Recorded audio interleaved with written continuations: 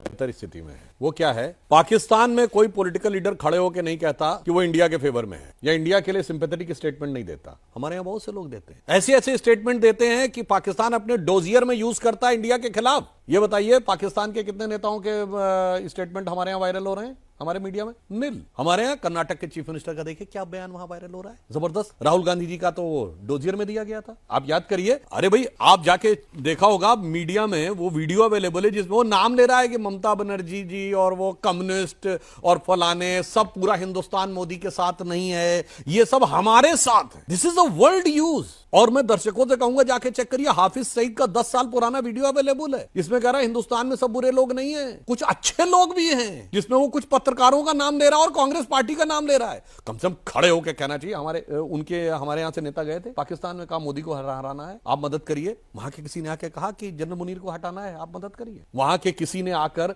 हमारे army chief को गले लगाया, यहां जाके सिद्धू ने गले लगाया। इस मामले में पाकिस्तान हमसे बेहतर स्थिति में। ये वहां सही है या गलत है, सब साथ, हमारे यहां सही। मगर लंबे समय के बाद एक डिसाइसिव लीडरशिप आई है प्रधानमंत्री श्री नरेंद्र मोदी जी के नेतृत्व में, जिसकी वजह से जो आपने कहा कि फौज को पूरी छूट दी गई है। एक वो लीडरशिप थी 26/11 के हमले के बाद, जनरल कौन थे, फाली होमी मेजर, एयर चीफ, उन्होंने बाद में लिखा है 2016 में बारे में कि एयरफोर्स तैयार थी एक्शन लेने के लिए, मनमोहन सिंह सरकार ने परमिशन नहीं दिया। उस समय के आईबी और चीफ ने भी बाद में लिखा, और बैरक ओबामा ने अपनी किताब प्रॉमिस लैंड में लिखा 2010 में मनमोहन सिंह जी से बातचीत के द्वारा कि भाई उस समय भारत की सरकार ने इसलिए कार्रवाई नहीं की क्योंकि उनको लगता था कि पाकिस्तान के ऊपर कार्रवाई करने से एंटी सेंटीमेंट डेवलप होगा और बीजेपी को फायदा हो सकता है। इसका मतलब भारत के को पाकिस्तान से कांग्रेस ने जोड़ा, हमने नहीं जोड़ा। ये एक अंतर है उनकी सोच और हमारी सोच में, और जिसकी वजह से मैं कह सकता हूं हमारे यहां एक फर्म रिजॉल्व होना चाहिए आज से लड़ने के लिए, cutting cross the party line, उसकी जरूरत है।